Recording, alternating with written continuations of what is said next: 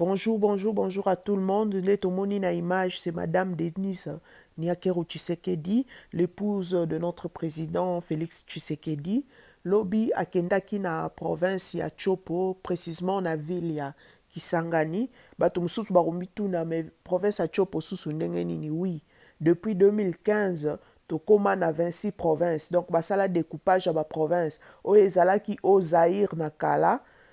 Oyo ekomaka province orientale période ya Kabila à partir de depuis 2015 bakabola yango ekoma baprovince ya mike mike entre autres province ya Chopo.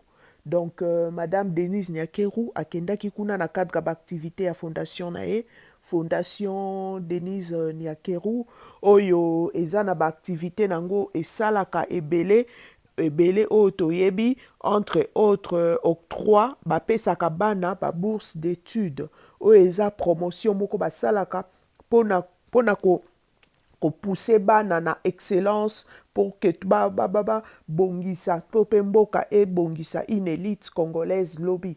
Donc bana oyo nyonso basalaka examen d'état babimaka balauréat oyo bazwaka plus de pourcentage bango wana nde Fondation Denise Nyakeru esala comme objectif ya kopesa bango ba bourse d'études pe bourse yango babenga yango excellencia.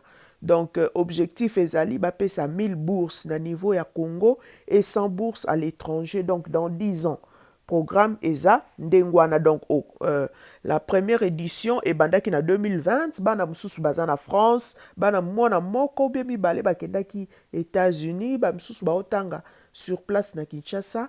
Donc eza programme wana et donc déjà l'édition 2018-2019 bazalaki na 114 lauréats et lobi siko akendaki Kisangani dans cadre d'activité wana pe lisusu à part activité mususu oya kosala. Mais qu'est-ce qui s'est passé apesaki maloba et komaki moment apesa maloba na DG Asnel po Kisangani ça fait 4 mois bazana couranté et siko la moment ya kopesa maloba et pas déjà Snell de batu baboya ki koyoka e batu les gens ont hué donc image ils ont surkilé donc c'est un peu ça et talaka 4 mois sans électricité yo moko yebi na bamboka na biso ana sans courant c'est que ça donne donc c'est encore des dépenses en plus déjà le peuple baza déjà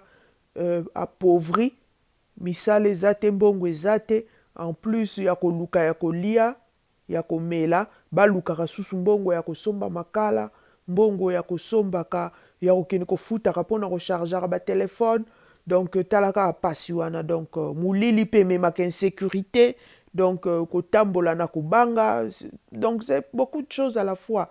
Imaginez un peu bébé prématuré na bahôpital, imaginez na na couveuse sans électricité, imaginez bateau faut basala bango opération na hôpital.